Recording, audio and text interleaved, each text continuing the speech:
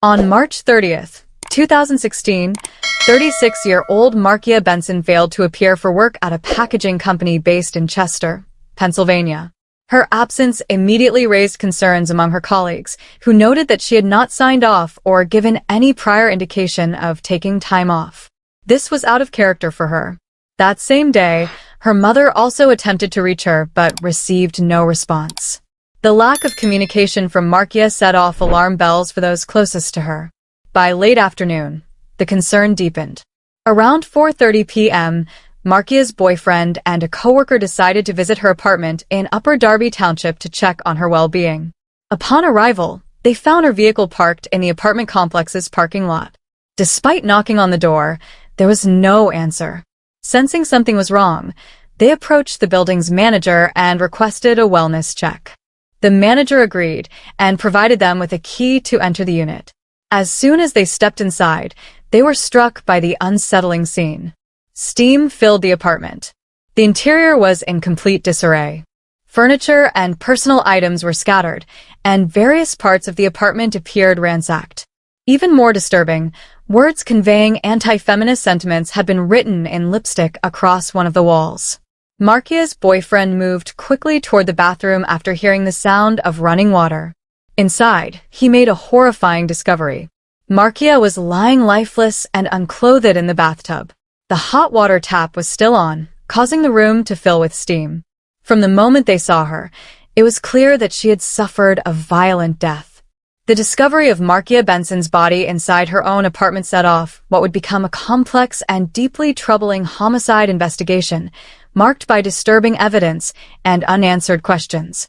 Following the discovery of Markia Benson's body, an autopsy was conducted to determine the exact cause and manner of death. The findings painted a grim and violent picture. The medical examiner reported that Markia had suffered both blunt and sharp force trauma to the head and neck. These injuries were determined to be significant and contributed directly to her death. While the exact weapon used was not specified in the report, the nature of the trauma indicated a sustained and deliberate attack. The autopsy also noted the presence of scald injuries caused by prolonged exposure to extremely hot water. Markia's body had been left submerged in a running bathtub, with the hot water still on when she was found. Investigators confirmed that the water temperature was high enough to cause serious burns over time. Forensic pathologists estimated that the attack likely occurred in the early morning hours, possibly while Markia was preparing for her day. This aligns with the timeline established by her absence at work and lack of communication with her family. One of the most disturbing elements of the report was the possibility that Markia may have still been alive when placed under the hot water.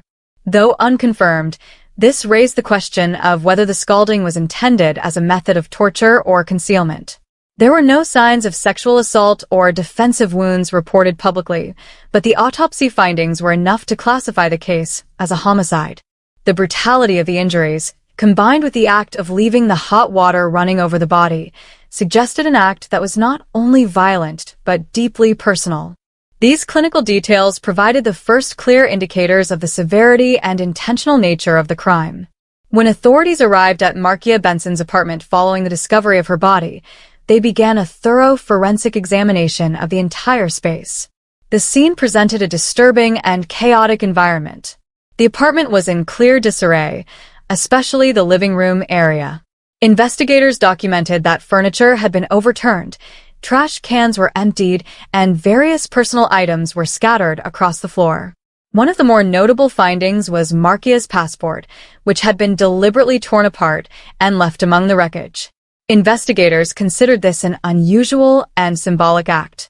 Destroying a personal document of such significance suggested a level of hostility directed not just at Markia physically, but at her identity or lifestyle. It raised the question of whether the killer resented her for being independent or having ambitions to travel. In terms of physical evidence, traces of blood were found in several locations within the apartment. Blood spatter was discovered on the walls, mattress, and pillow, indicating that a significant part of the attack may have taken place in the bedroom. However, the room showed minimal signs of a struggle. This led investigators to believe that the initial assault may have been swift or that Markia was caught off guard. After the initial attack, She was likely moved, either dead or critically injured, into the bathroom where her body was found submerged in scalding water. There were no signs of forced entry, and the door was locked when her boyfriend and coworker arrived. This detail reinforced the theory that Markia likely let the attacker in herself, suggesting that the individual may have been someone she knew or trusted. Combined with the lipstick-written insults on the wall and the vandalized apartment, police interpreted these as strong signs of a personal motive rooted in anger or resentment. The forensic team's assessment was that the killer's actions went far beyond a quick or opportunistic attack.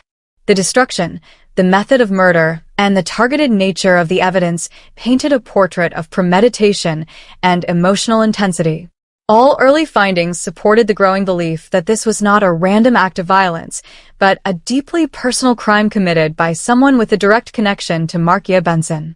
As part of their investigation into the murder of Markia Benson, police turned to the surveillance footage from her apartment complex. Investigators hoped that reviewing the building's security cameras might reveal a potential suspect, unknown visitor, or any unusual activity surrounding the time of the crime. Authorities carefully analyzed video recordings from the day of the murder, tracking every individual who entered and exited the complex. Investigators paid particular attention to footage from the early morning hours, which aligned with the estimated time of death established by the autopsy. Their goal was to detect any unfamiliar person who might have entered the building without a clear reason or lingered in areas near Markia's apartment. Despite their thorough review, the surveillance footage did not provide any useful leads. No individuals matching the profile of a possible intruder or acting suspiciously were seen. Everyone captured on video had a legitimate reason to be in the building or was recognized by residents or staff. The absence of visual evidence added a new layer of difficulty to the investigation. Without footage pointing to an unknown suspect, the theory that Markia had willingly let the perpetrator in gained even more weight. The footage, while inconclusive, supported the suspicion that the killer was not a stranger, but someone known to her, someone who entered without raising alarm. This dead end in the surveillance review marked a critical gap in the investigation, leaving police with no clear trail to follow from the building's security system. In the initial stages of the investigation, police turned their attention to Markia Benson's boyfriend, with whom she had maintained an on-and-off relationship for approximately 3 years. Given the intimate nature of their connection and the statistically higher likelihood of a victim knowing their assailant, investigators considered it necessary to thoroughly examine his potential involvement. According to both the boyfriend's account and statements from those close to Markia, including her sister, the relationship was described as loving, stable, and free of conflict. There were no reported incidents of violence or abuse, and no one close to the couple expressed concern about their dynamic. These personal testimonies gave police no reason to assume the boyfriend had a motive for harming Markia. Beyond verbal cooperation, the boyfriend was fully compliant with the investigation. He voluntarily provided his fingerprints and DNA and granted access to his phone records. These records were carefully examined for inconsistencies, suspicious communication, or location discrepancies. However, the analysis revealed nothing of concern. His digital footprint was consistent with his statements, and no forensic evidence linked him to the crime scene. The police concluded that he had no apparent involvement in the murder. Despite being the person who discovered Markia's body alongside a coworker, his reaction, cooperation, and clean record eventually led detectives to rule him out as a suspect. This portion of the investigation helped narrow the focus of the case, as one of the closest individuals in Markia's life had been thoroughly examined and eliminated from suspicion. As investigators continued to examine individuals in Markia Benson's life, their attention briefly turned to a male neighbor living in her apartment complex. Several friends and family members recalled Markia describing the man as creepy and noted a specific incident where he showed up at her door with a bottle of wine and 2 glasses. Markia, reportedly trying to be polite, shared a glass of wine with him on that occasion. When questioned by police, the neighbor downplayed any relationship with Markia. He claimed they had only encountered each other in the hallway and insisted that he did not even know her name. This contradicted the accounts from Markia's circle, which raised initial suspicion about the man's honesty. Investigators learned that the neighbor had moved into the complex in November 2015, shortly after separating from his wife. However, by the time of the murder, he and his wife had reconciled. Police followed up by interviewing his wife and his employer to establish his whereabouts and daily routine. Both interviews helped confirm that the man had a solid alibi during the estimated time of the crime. Despite the conflicting statements about his relationship with Markia, the lack of physical evidence, combined with verified alibis, led the police to eliminate him as a suspect. The neighbor's odd behavior and vague recollections were not enough to justify further action. This line of inquiry closed with no direct connection between the neighbor and the crime, allowing detectives to refocus their efforts elsewhere. Among the individuals examined during the investigation into Markia Benson's murder, her ex-boyfriend emerged as the most compelling person of interest. The two had been in a relationship from 2009 to 2013, during which time Markia experienced both physical and emotional abuse. Despite the troubling history, it was revealed that she had reconnected with him only weeks before her death. This renewed contact raised concerns for detectives, particularly in light of the couple's past and the emotional complexity of their relationship. After Markia's murder, the ex-boyfriend left multiple angry voicemails, questioning why she was ignoring him. These messages drew immediate attention from investigators, who considered the timing and tone suspicious. However, he voluntarily came to the police station to speak with detectives. He expressed interest in learning about the status of the investigation and agreed to cooperate fully. He provided fingerprints, DNA samples, and access to his phone records. He also shared details about his whereabouts, some of which were confirmed through surveillance footage. Despite his cooperation, police noted that he showed little visible emotion when discussing Markia's death. His demeanor only shifted when investigators challenged inconsistencies in his statements. In response, he offered to take a polygraph test, which was administered and analyzed by two experts. The result was described as indicated deception. Detectives believed the man had a clear motive, rooted in past abuse, recent disputes, and unresolved emotional tension. His presence in her life shortly before the murder, combined with his erratic post-crime behavior, placed him at the center of police attention. Nevertheless, the evidence against him was largely circumstantial. No direct forensic links tied him to the crime scene, and the surveillance footage confirmed portions of his alibi. As a result, investigators were unable to press charges. The ex-boyfriend was never officially named as a suspect, and the case remained open, lacking the definitive proof needed to move forward. This section marks the closest point police came to identifying a possible perpetrator, highlighting the frustrations of working a case with strong suspicions but insufficient evidence. Years after the brutal murder of Markia Benson, the case remains unsolved. Despite a thorough investigation, multiple interviews, forensic testing, and reviews of surveillance footage, authorities have not been able to identify the killer. This ongoing uncertainty has left both Markia's family and the police with deep frustration and unanswered questions. Throughout the years, Markia's loved ones have remained active and vocal, determined not to let her memory fade. They continue to support the efforts of law enforcement while also urging the public to come forward with any information, no matter how small it may seem. Even the slightest tip could help break the case wide open. To support this effort, a public appeal remains open. Anyone who has knowledge related to the crime is encouraged to submit information anonymously. This can be done through a secure editorial channel that is not connected directly to the police, ensuring that individuals can share what they know without fear or exposure.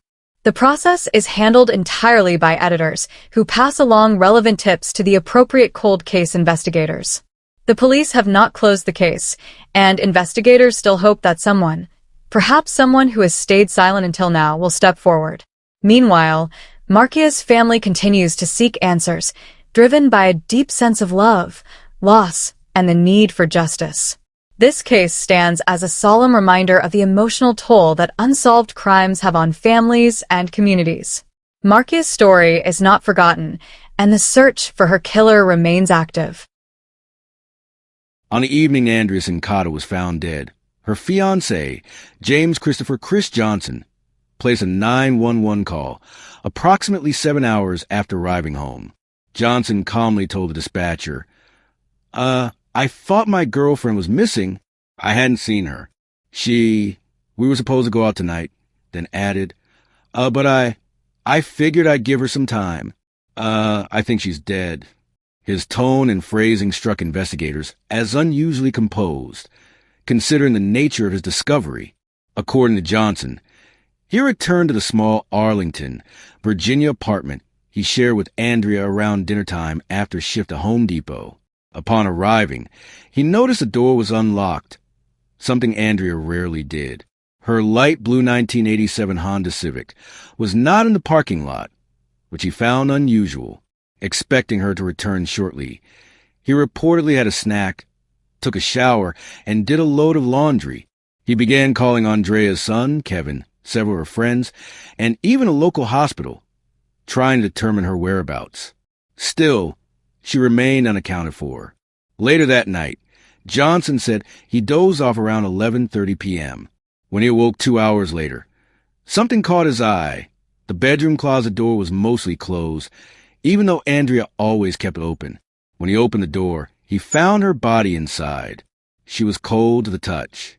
As investigators examined the apartment, Johnson reported that several items appeared to be missing: a roll of quarters, a jar of coins, some of Andrea's purses, and her car. He also noted that the carpet looked freshly vacuumed.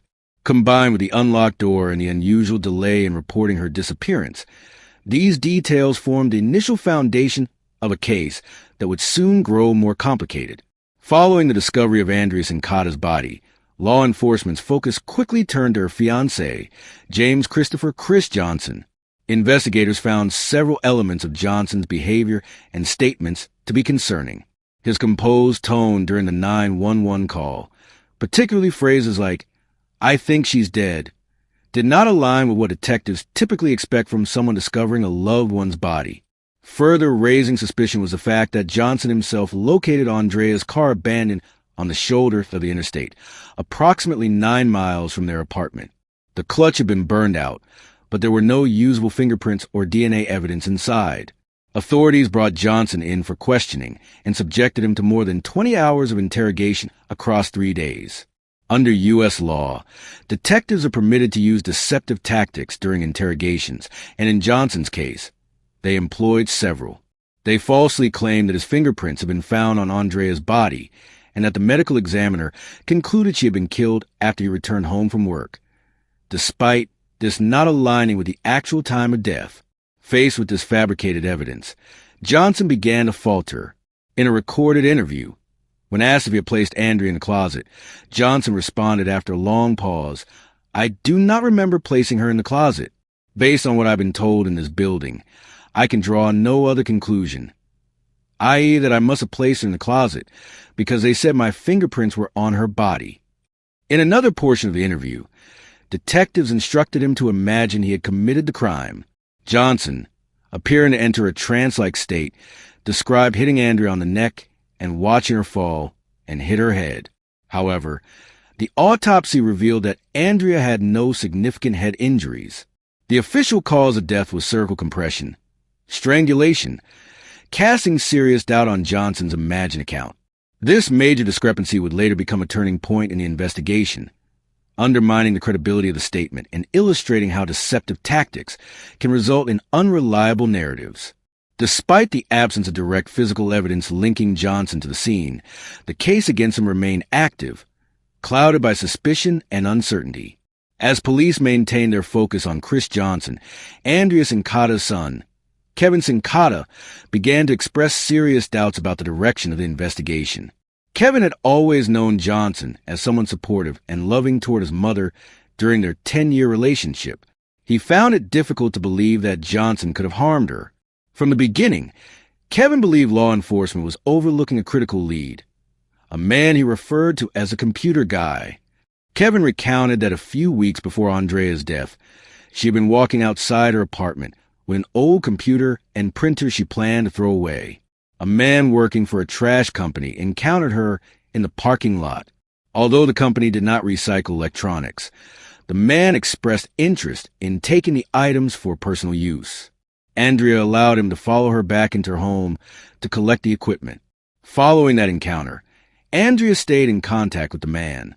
She even called him days later when he had trouble setting up the computer. Johnson had spoken to him too. To Kevin, this casual interaction was unsettling. It had given an unknown individual access to Andrea's apartment and possibly insight into her personal life. Kevin pressed investigators to look more closely at this computer guy, believing the interaction might be connected to his mother's death.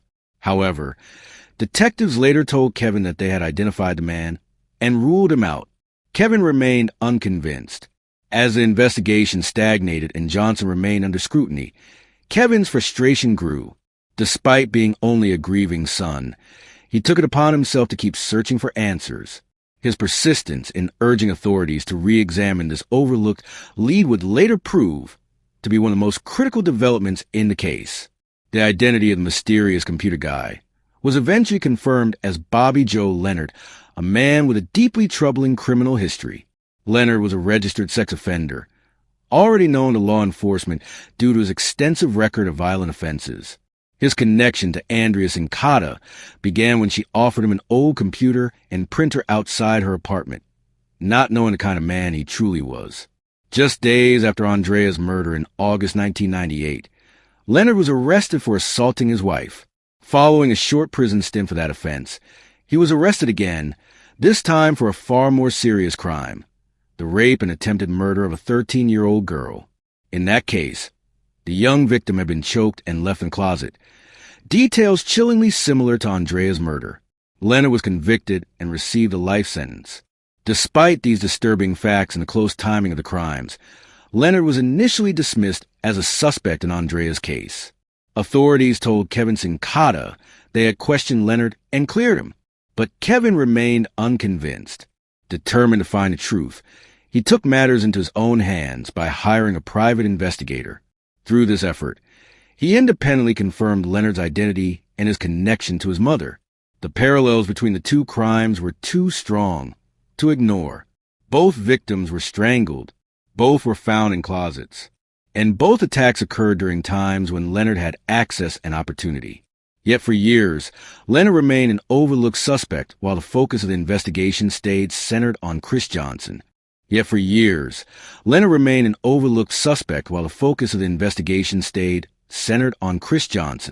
This section highlights the troubling reality that even with a violent offender in plain view, someone who matched the criminal profile and had contact with the victim, investigators allowed the case to go cold.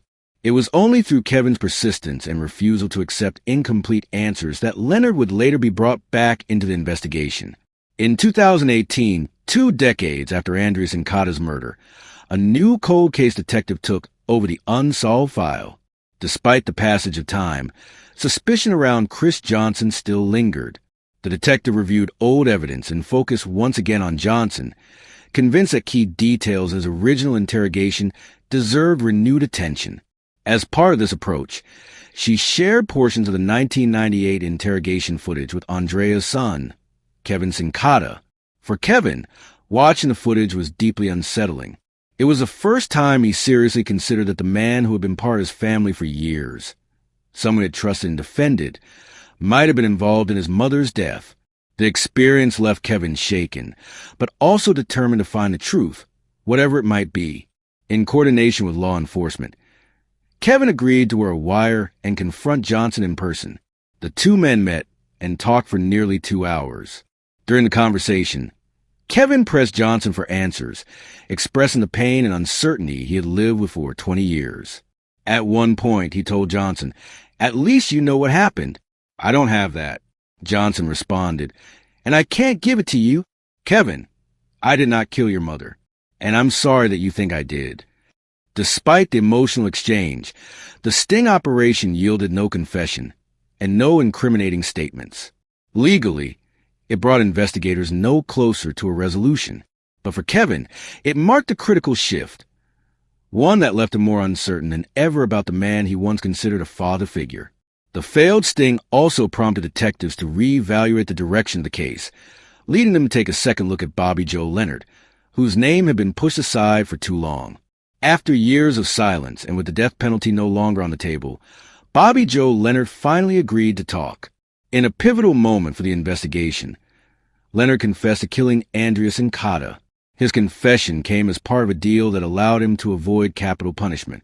Speaking to a detective, Leonard provided a chilling but matter-of-fact account of what happened on the day Andrea was killed. According to Leonard, he returned to Andrea's apartment on the day of her death. When she went to get him a drink, he suddenly and without warning reached out and began choking her. I just reached out with both of my hands and grabbed her by the throat and started choking her, Leonard said, and she just laid down on the ground. I mean, there was literally no struggle or fight or anything. He described the act as quick and effortless, with Andrea collapsing as he applied pressure to her neck. Leonard also admitted to stealing Andrea's car after the murder and abandoning it along the interstate. This aligned with what Johnson had reported to authorities after locating the vehicle himself in 1998. But Leonard's confession included an even more disturbing allegation. He claimed that his return to Andrea's apartment had not been spontaneous. Instead, he said he'd been asked to go there by a gentleman he had once spoken to about the computer, someone he believed was Andrea's boyfriend. Leonard alleged that this man had offered him $5,000 to kill Andrea and instructed him to retrieve the money from a shoe hidden in the closet after completing the job. However, Leonard said he found no money and never followed up because he was arrested days later for assaulting his wife. This unexpected twist introduced the possibility of a murder-for-hire scheme, though Leonard's story was never supported by financial records, communications, or physical evidence. Still, the confession was a turning point. It closed a major gap in the case narrative, confirming Leonard as Andrea's killer. Yet it simultaneously reignited questions about whether Chris Johnson had played a role in orchestrating the murder. Questions that would soon play out in court. In 2021, more than 2 decades after Andrea Sincata's murder, authorities made the decision to arrest Chris Johnson. The arrest was based almost entirely on the testimony of Bobby Joe Leonard, who had confessed to killing Andrea and claimed he was hired to do so by a man he believed to be her boyfriend. With Leonard already serving a life sentence for another violent crime, investigators saw his statement as a possible link tying Johnson to the crime in a murder-for-hire arrangement. The case moved to trial in 2022. Prosecutors focused heavily on Johnson's behavior during the initial investigation. They played the 911 call for jurors, emphasizing Johnson's calm and seemingly detached tone when reporting Andrea's death. They also presented video recordings of Johnson's lengthy police interrogations from 1998, highlighting his confused and contradictory responses, especially his statements where he speculated he may have placed Andrea in the closet. But the heart of the prosecution's case was Leonard's testimony. Leonard repeated his claim that Johnson had offered him $5,000 to kill Andrea and had told him the money would be waiting in a shoe in the closet. He also described the details of the killing and his departure in Andrea's car, all of which aligned with elements of the original crime scene. Johnson's defense team, however, argued that Leonard's story was entirely self-serving. They told jurors there was no evidence, no financial trail, no written communication, no witness, and no surveillance footage to corroborate any murder-for-hire agreement. They portrayed Leonard as a violent, manipulative felon who fabricated a story in hopes of gaining transfer to a more favorable prison. Defense attorney Manuel Leva challenged the credibility of Leonard's account, asking why anyone would commit murder on the word of a stranger and without seeing any payment in advance. In the end, the jury sided with the defense. After less than an hour of deliberation, they returned a verdict of not guilty. Johnson was acquitted of all charges. While the verdict relieved Johnson of legal responsibility, it did not bring clarity to the case. Instead, it left open-ended questions about Leonard's motivations and whether the full truth about Andrea's death would ever be known. Following Chris Johnson's acquittal in 2022, attention returned to Bobby Joe Leonard, the man who confessed to the murder of Andrea Sincata. Leonard, already serving a life sentence for the rape and attempted murder of a 13-year-old girl, formally pleaded guilty to killing Andrea. As a result, he was sentenced to a second life term in prison. With no possibility of parole, Leonard will spend the rest of his life incarcerated. Though relieved by the not guilty verdict, Chris Johnson acknowledged the lasting sorrow of Andrea's death. Outside the courthouse, he stated, I'm relieved, but it's still a very sad thing that she's gone. For Johnson, the trial marked the end of a long period under suspicion, but did little to ease the grief tied to the loss of his fiancée and the years spent under the cloud of a murder investigation. Kevin Sincata's emotional journey was equally complex. For years, he had defended Johnson, believing him incapable of harming his mother. It was not until he viewed the police interrogation footage that doubts took root. Kevin's decision to participate in the sting operation and confront Johnson himself underscored the emotional toll the case had taken. Yet even after Johnson's acquittal and Leonard's confession, Kevin was left with lingering uncertainty. The resolution of Andrea's murder case brought legal closure, but not emotional clarity. Leonard's claim that he was hired to kill Andrea was never substantiated. No financial evidence, communication, or third-party confirmation ever emerged to support the murder-for-hire allegation. While Leonard's conviction acknowledged the brutality of the crime, it left unanswered the central question of whether he acted alone. After more than 20 years, Andrea Sincata's killer had been held accountable, but the full truth behind her death may never be known.